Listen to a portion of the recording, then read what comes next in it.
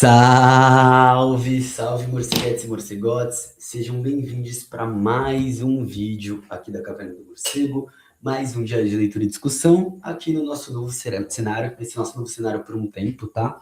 A gente vai começar a mexer aqui também e tudo, mas a gente está aí então com esse novo fundinho que a gente vai estar apresentando esses vídeos, que são os vídeos de leitura e discussão aqui da Caverna do Morcego. A gente está passando por algumas reformulações, então se você curtiu o projeto, curtiu o que a gente está fazendo, não esquece de apoiar aí, seja no nosso apoio coletivo, apoia.se/Caverna Morcego, pelo nosso Pix, podcastmorcego@gmail.com, ou simplesmente deixando o like, deixando o vídeo rolar até o final, comentando, compartilhando, divulgando com geral e divulgando os outros projetos. Aqui, nesses vídeos, a gente está lendo Pedagogia do Movimento Sem Terra, né, da Roseli Salete Caldarte, pela expressão popular.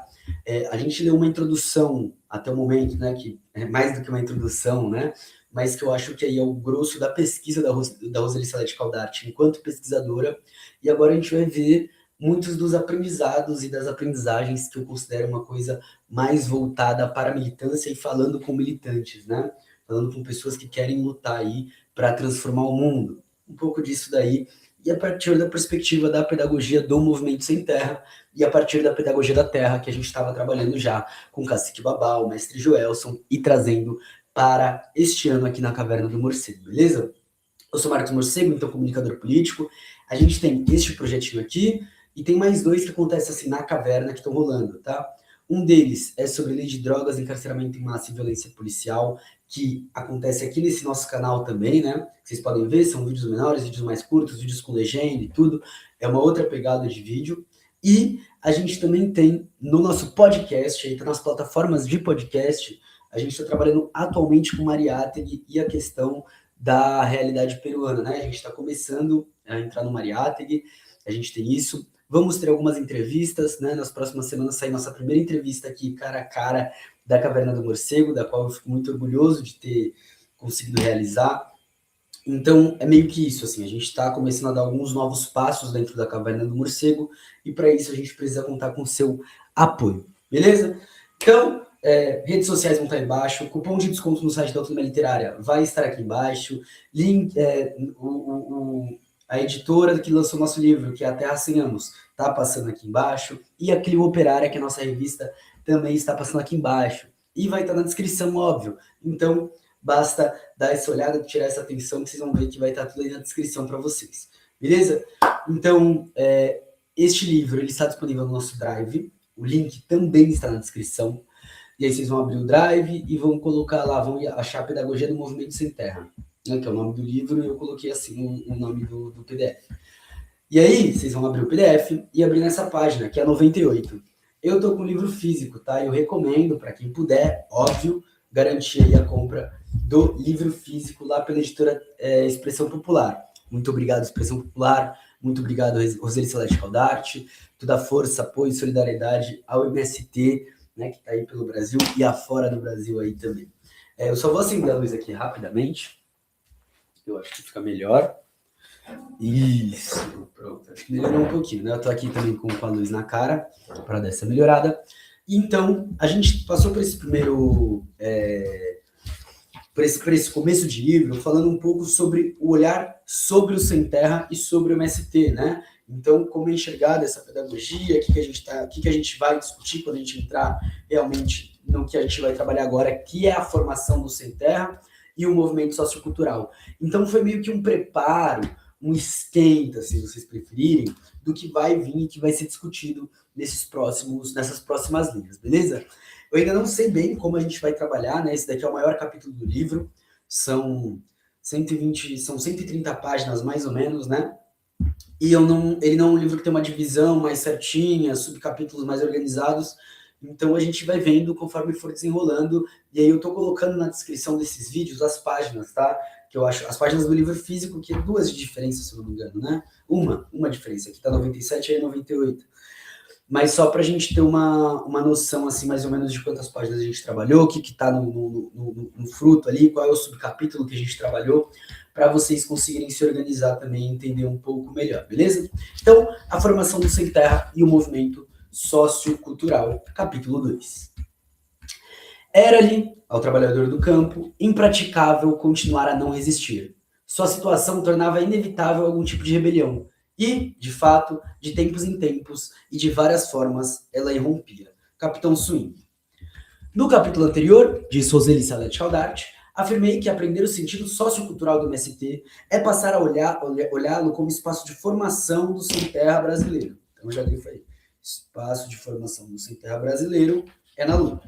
E o sem terra do MST como sujeito de um movimento ou de processos socioculturais que refletem e preparam mudanças sociais demoradas e profundas, produzindo elementos de uma cultura com forte dimensão de projeto. Neste capítulo, o objetivo é começar a concretizar este olhar, buscando compreender como acontece o processo de formação do sem terra e que sinais desse movimento sociocultural podem ser identificados em sua dinâmica. Quando me refiro à formação do sem terra brasileiro, trato inspirado em torno do processo através do qual trabalhadores e trabalhadoras rurais sem terra fizeram-se ou ainda fazem-se este novo sujeito social chamado sem terra, com uma identidade e uma consciência que eles inserem nos embates políticos do nosso tempo. Diz Thompson, ao explicar o sentido do fazer-se da classe operária inglesa, que se trata de compreendê-la como um processo ativo, que se deve tanto à ação humana quanto como aos condicionamentos. A classe operária não surgiu tal como o sol numa hora determinada, ela estava presente ao seu próprio fazer-se. Então, essa coisa, né, de a gente intervém enquanto sujeitos históricos a partir das condições que são herdadas, né? Sim. Só que o que o Thompson está destacando aqui, é o que a Roseli Salete Caldarte tenta destacar, é que esse sujeito ele vai se formando pela própria luta. Então a classe não existe de forma imanente, de forma fixa, estática, mas ela vai se formando dentro da própria construção do que é feito a partir dos tensionamentos, a partir da realidade existente, né? A partir dessas mediações.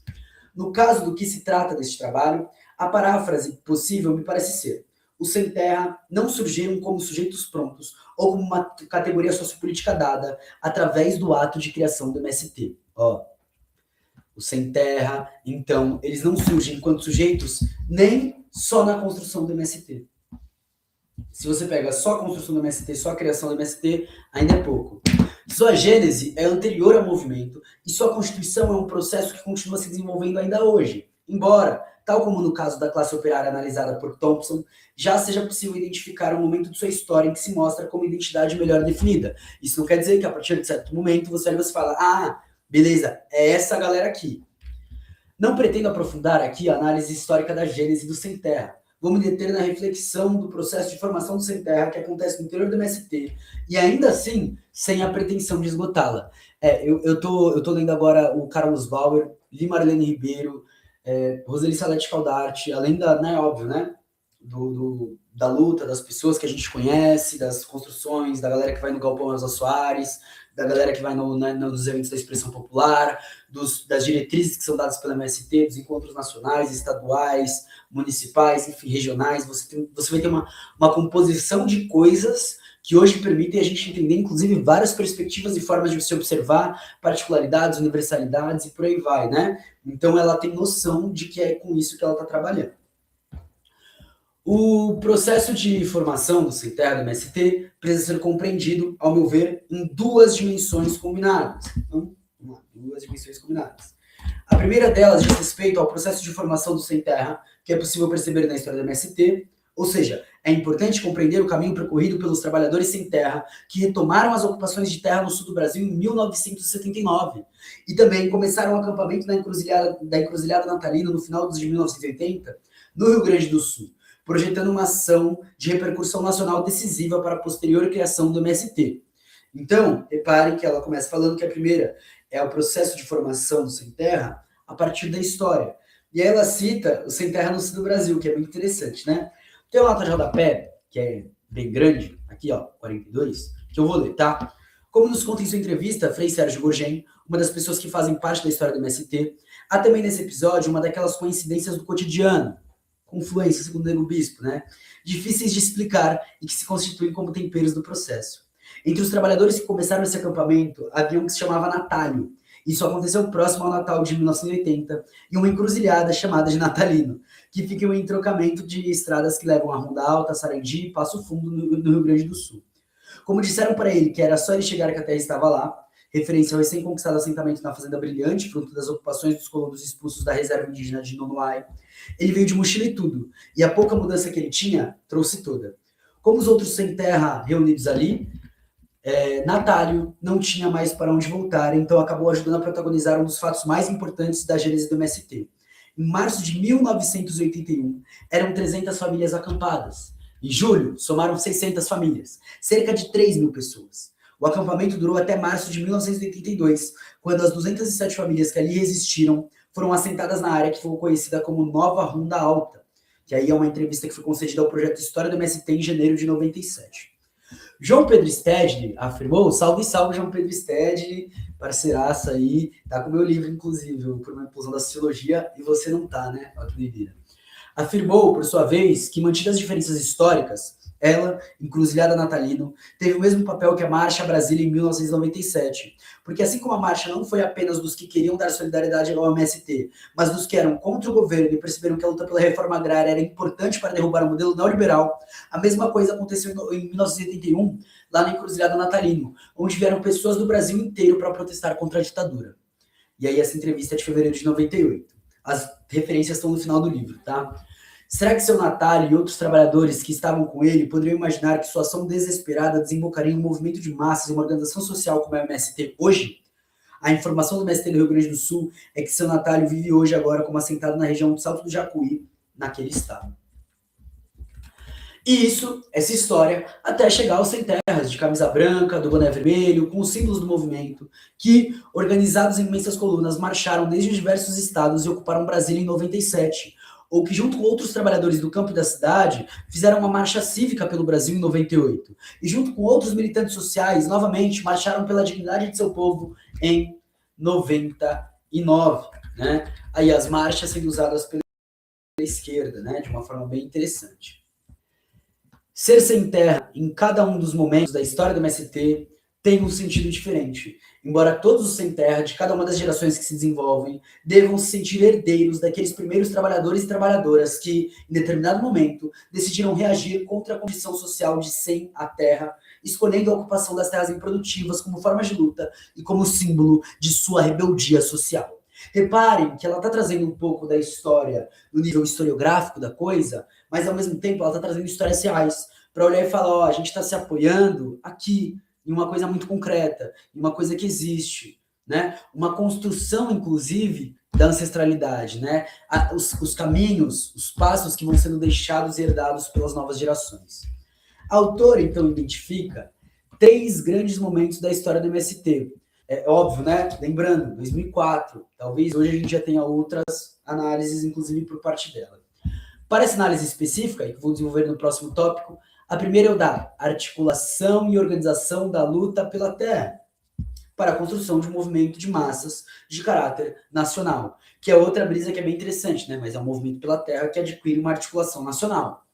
O segundo momento é o do processo de constituição do MST como uma organização social dentro do movimento de massas. Então, sim, você tem um movimento de massas, mas você também tem um projeto político, você tem os assentados que fazem suas assembleias, tomam suas diretrizes, você tem o jeito que vai se formar a cooperativa, o jeito que vai se formar o assentamento, com várias decisões e vários enfrentamentos dentro dessa organização social, né? Mas que ela não é feita necessariamente a partir do movimento de massas sempre.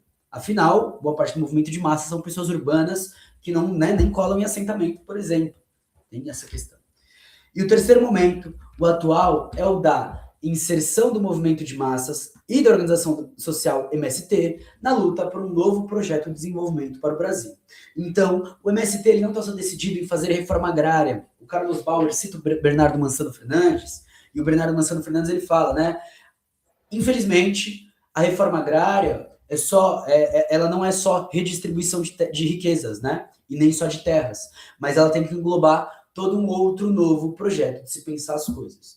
E é um pouco disso. E por isso que a gente está olhando para a pedagogia. Porque a gente está olhando como a gente aprende e como a gente ensina a viver diferente.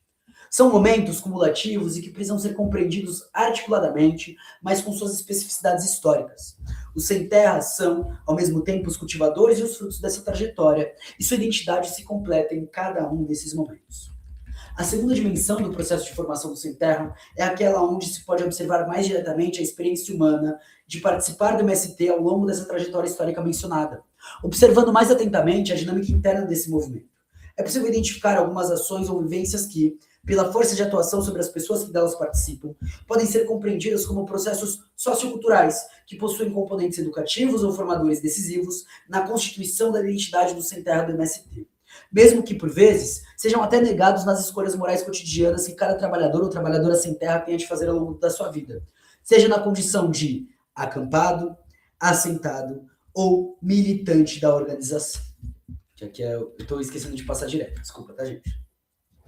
Vou refletir brevemente sobre as vivências socioculturais que podemos identificar como básicas no processo de formação do sem terra do MST. Então a gente vai falar sobre a ocupação da terra, a gente vai falar sobre o acampamento, sobre a organização do MST, do assentamento, sobre ser do MST e sobre a ocupação da escola. Isso vai entrar no segundo tópico desse mesmo capítulo já, tá? Óbvio, a gente escolheu esse livro também entendendo que ele não é um livro que está revelando segredos.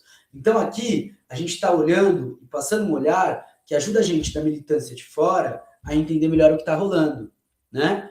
Mas sem entregar as coisas, porque é isso. O bagulho é, a gente se protege. Depois de nós é nós de novo, não é não? A gente não pode deixar ninguém para trás, então nós não vai deixar ninguém para trás, nós não vai abrir para ninguém também. O bagulho também é, né? Não é bagunçado não.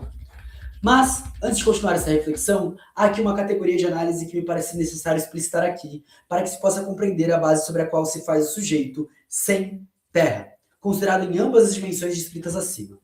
Trata-se da categoria de enraizamento projetivo. Então, categoria de enraizamento projetivo. Que é possível construir a partir da reflexão produzida por Simone Weil na década de 40 sobre a condição operária. E aí o livro A Condição Operária e Outros Estudos sobre Opressão, tá? O livro é de 96, mas o texto, o desenraizamento, foi escrito por Weil em 43, tá? Quem compila essas obras é Ecléa Bose.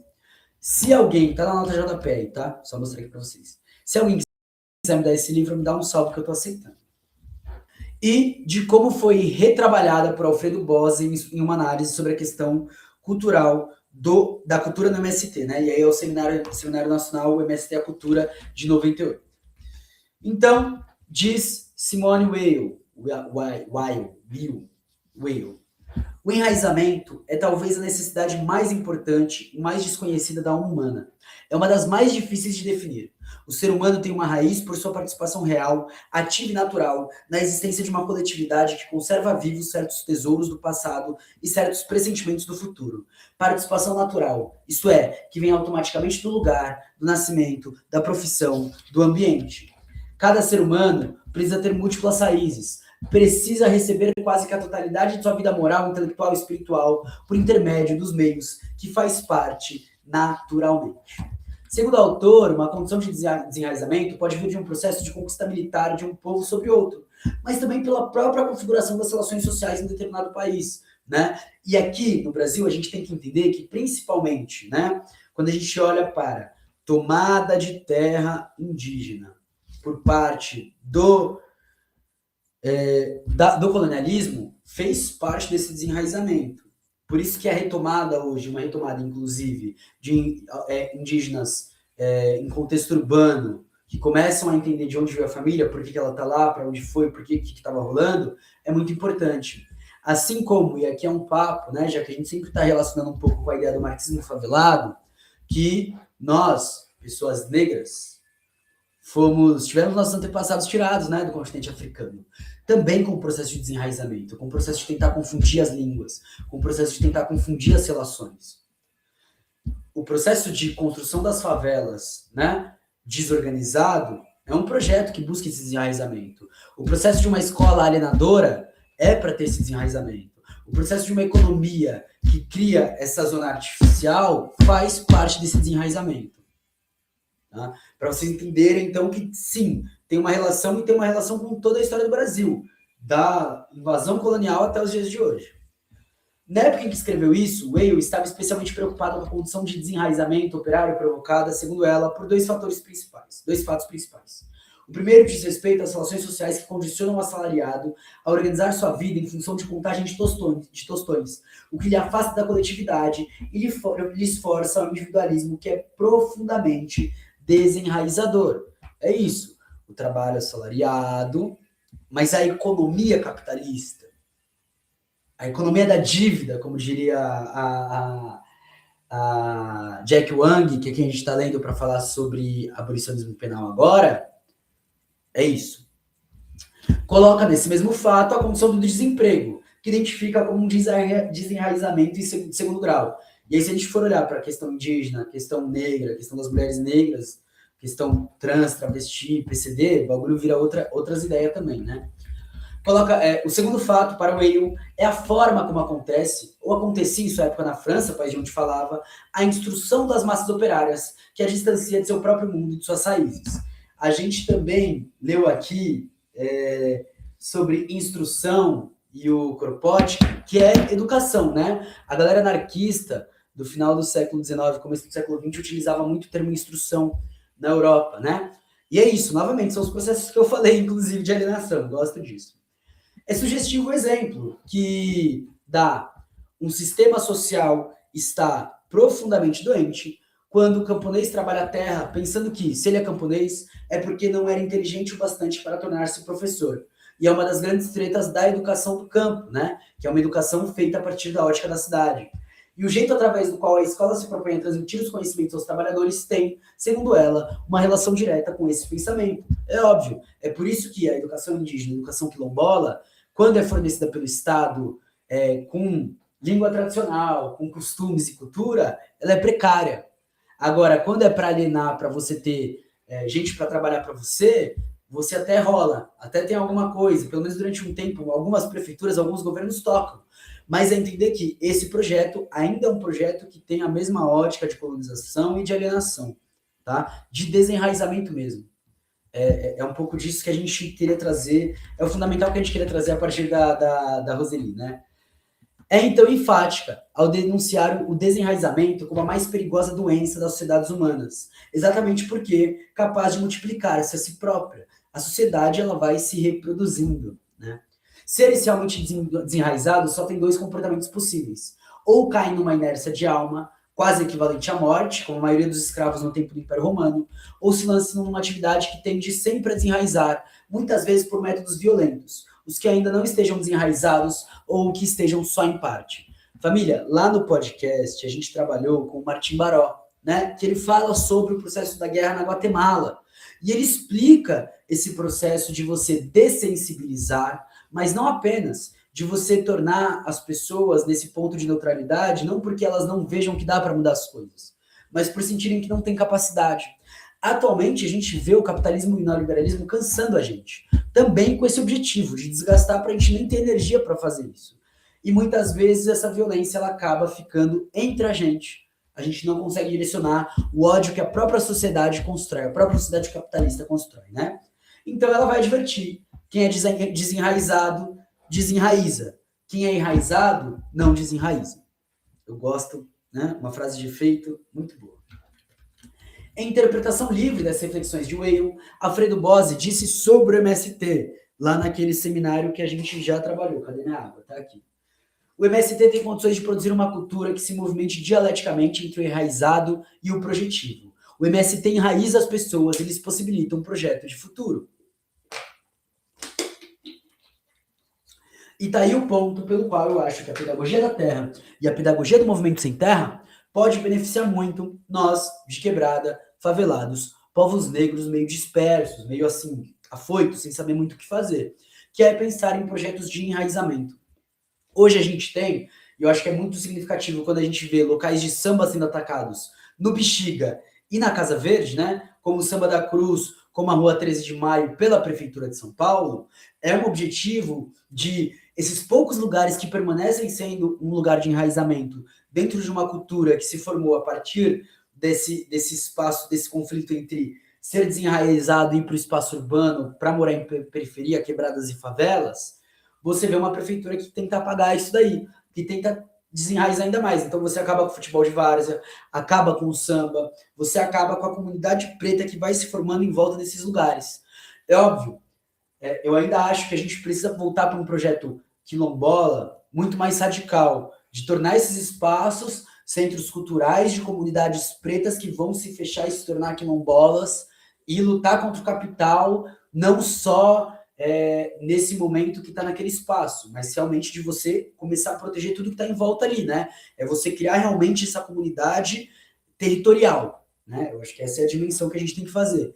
Mas, tendo em vista esses ataques, é crucial a defesa desses lugares, porque é o que vai possibilitar a gente pensar nesses projetos de futuro a partir desses lugares, dessas comunidades, de uma galera preta que já está meio organizada ali. Enfim. Em uma interpretação livre, também, né, de ambas as reflexões, podemos afirmar, então, que na base da formação do Sem Terra está um processo de enraizamento projetivo que tem diversos e combinados significados. Perfeito. Dizer que o MST enraiza o Sem Terra, afirmar que ele proporciona a essas pessoas condição de vincular-se novamente ao passado e a uma possibilidade de futuro que lhes permite desenvolver-se como seres morais, intelectuais, espirituais e, poderíamos acrescentar, culturais, enquanto trabalhadores da terra de quem foi tirada a terra, ou a possibilidade social de tê-la como objeto de seu trabalho, os sem terra foram desenraizados e, portanto, diminuídos em sua condição humana. Só que não se limitaram àqueles dois comportamentos referidos por Whale. Escolheram lutar pelo seu próprio enraizamento. Ocuparam a terra que lhes devolveria uma boa parte de suas raízes. Isso é bem interessante, inclusive para pensar a continuidade do projeto de luta negra e indígena no Brasil, que, assim, né, a gente fala a camponesa também, mas eu busco englobar e entender como essas coisas podem se relacionar de uma forma mais interessante, afinal, são lutas que crescem juntas, né? Mas que é uma fita que o Clóvis Moura ele começa a falar, né? Que muitos historiadores, principalmente antes dos anos 50, quando falavam sobre o negro durante a escravidão, colocavam ele sem agência, né? E aí você vai ter Edson Carneiro, que vai, né, olhar e falar, opa, calma lá, tá acontecendo umas coisas aqui. E você vai ter uma série de militantes, principalmente do movimento negro, né, por causa do que tava falando ali, que vão começar a resgatar e olhar e falar, mano, na verdade o bagulho é muito louco. Não foi só entre, né, e aí o Martim Baroli resgata isso quando ele é o Salvador, né? Não é só tipo um fatalismo, não tem só a galera que fica triste, a galera que não quer lutar e a galera que se sente incapaz. Não, tem muita gente fazendo muita coisa, tem coisas acontecendo. A luta está sendo travada e sendo feita. O MST, as comunidades quilombolas, as aldeias indígenas conseguem captar isso em torno de um projeto para olhar e falar, não, a gente tem reivindicações que a gente vai fazer aqui. E esse é o ponto, né? Mas o MST enraiza o sem terra, especialmente porque inclui ou devolve a uma coletividade, sentido maior da noção de enraizamento trabalhada por Whale. Você gera uma identidade, mas uma identidade que ela não é uma identidade da pessoa individualmente, a partir da perspectiva dela de luta, a partir do que ela acredita de luta, mas é uma identidade que se forma a partir da coletividade e do território e do projeto que está sendo tocado a partir dessa materialidade para transformar as relações sociais existentes. Essa é a profundidade do bagulho. E é por isso que a gente passou para o mestre Joelson, Cacique Babau e Roseli Salete Caldarte, para olhar e falar, tá bom, beleza, a gente está aqui na quebrada, a gente está falando sobre marxismo favelado, a gente precisa desse projeto material, territorial, enraizador de identidade. E de uma identidade que não é simplesmente para olhar e falar, agora eu sou marxista favelado. Foda-se, você pode ser o caralho que você quiser. Ah, eu sou de tal quebrada, eu sou isso daí. Tá bom, você é isso daí, beleza. Tá no projeto com nós? Tá no projeto com nós. Então nós tá fazendo a favela fazer isso, nós tá fazendo a favela virar isso. Fechou, já é, tamo junto, acabou. Não tem papo. No depoimento de Dora, meu Deus. Calma lá, que eu cliquei aqui no end e aí fui pra página final.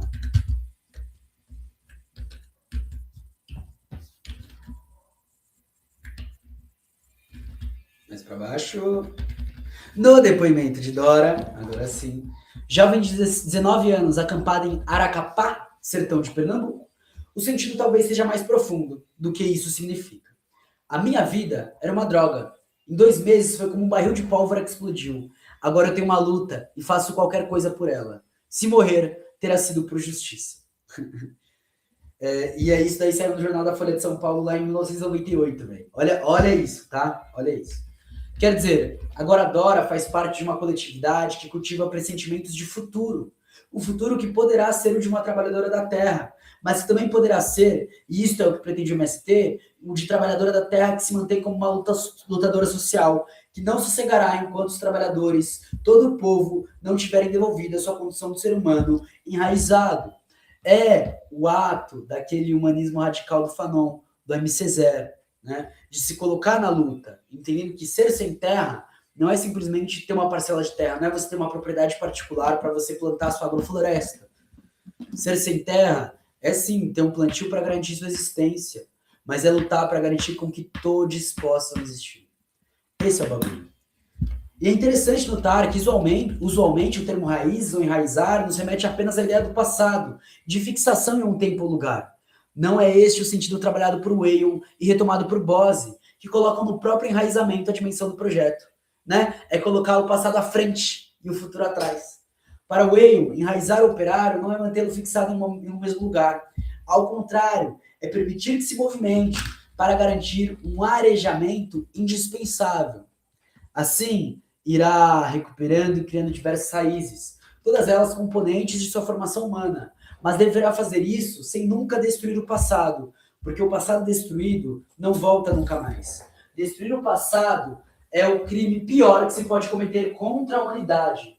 Preservá-lo deveria tornar-se quase uma ideia fixa, né? Novamente, um projeto de escola sem sociologia, filosofia, história e geografia é isso, né? É você acabar com essa ideia de conseguir olhar para o passado, de conseguir resgatar a memória. E não resgatar a memória no sentido de a gente vai olhar para a história e ficar só olhando e falando, nossa, olha que lindo. Mas de entender como esse projeto se relaciona ao nosso projeto de futuro. Se insisto no uso do complemento projetivo, é exatamente para chamar a atenção sobre a relação entre passado e futuro, e a riqueza que pode estar contida no movimento entre a raiz e projeto, quando se trata de compreender a dinâmica do processo de formação dos nossos sujeitos sem terra. Podemos olhar através dele para a própria história do MST, assim como para cada uma das vivências humanas em seu interior, que se traduzem nos processos socioculturais que projetam mudanças. Também, através desse movimento, é possível fazer uma reflexão importante sobre o sentido da educação e da escola, cujas práticas pedagógicas certamente cresceriam muito em significados se tivessem por fundamento processos sociais de enraizamento humano. E aí ela já termina deixando, então, um passo importante para a gente pensar a escola, que é pensar a escola se ela tivesse um projeto social de enraizamento humano. E aí, um breve spoiler do que é a nossa sociedade é que, dentro das condições do sistema capitalista, do modelo neoliberal, não existe escola possível para enraizamento a partir das instituições. Óbvio, a gente consegue inserir certas ideias, a gente consegue plantar certas sementes dentro das escolas. Perfeito, não é negar. Mas entender que existe a necessidade de ter um projeto, como disse Cacique Babau, de uma escola deles, para eles, do jeito deles, como eles pensam. Não só no sentido conteudista da coisa, mas também no sentido da arquitetura, no sentido do espaço, no sentido de onde, por que essa escola, como ela vai ser, que tipo de aula será dado. É por isso que o mestre Joelson, lá em Por Terra e Território, fala, sim, nossas crianças têm que ir para a escola, nossos jovens têm que entrar nas universidades, mas a gente precisa manter um espaço de contra-educação, de escola de contraturno, para que tudo aquilo que foi colocado lá faça sentido na realidade do território. E para que o território consiga roubar essas ferramentas para a gente utilizar lá. A Sueli Carneiro fala sobre isso na entrevista com o Brown, né? Eu fui para a universidade e todas as ferramentas possíveis a gente roubou. E eu acho que é isso. Esse projeto tem que continuar. De roubar as ferramentas, mas entender essa dinâmica territorial e do enraizamento. E que, num processo de revolução social, eu tive um professor que ele me trouxe essa luz assim, para observar isso, ela só acontece a partir de revoluções. A revolução muda o sentido da escola. A revolução muda as ideias da escola. A revolução faz a gente impulsionar muito essas coisas. E tá aí, né? Para quem olha e fala, nos países nórdicos nunca aconteceu e tal, não sei o quê. Não, aconteceram algumas coisas que ajudaram eles a darem grandes passos na educação, inclusive. Fita é o jeito que aconteceu, a forma, o motivo, teve suas particularidades. Mas lá, na China, União Soviética, né? Por que que sempre que a gente tem um movimento quase de revolução passiva no Brasil, ou seja, um movimento de um avanço conservador, a gente tem um ataque a toda essa estrutura? Porque é isso, né? O conservadorismo é isso. É você apagar o passado, criar um passado fictício e prender a sociedade nisso, né? Essa forma pejorativa que estava sendo colocada pela Roseli Salete Caldarte. Enquanto o nosso olhar de resgatar o passado, olhar para a memória, é a forma projetiva de colocar isso daí. Bom, galera, espero que vocês tenham curtido. Não esqueçam de curtir, comentar, compartilhar, fortalecer a caverna. Vai no apoio coletivo, vai no Pix, chega na Autonomia Literária, na Terra Sem Amos, na Clio Operária. Tamo junto. A gente volta ainda essa semana para continuar esse papo, para falar um pouco sobre a trajetória histórica do MST, falar um pouco sobre a gênese e o nascimento do MST e contar mais histórias, né? Que eu acho que é isso que é o relevante da Roseli Salete Caldarte, que é o que eu falo que aqui já é a parte mais interessante, que você mistura um pouco de contar o que você está olhando, para onde você está olhando, como você está olhando, e trazer muitas histórias que vão banhando a nossa imaginação, né? A gente vai passar por descrição de foto, a gente vai passar para olhar para as músicas, a gente vai olhar para muita coisa a partir da Roseli Salete Caldarte. Espero que vocês tenham curtido, a gente se vê na próxima. Até mais, um grande beijo, tchau!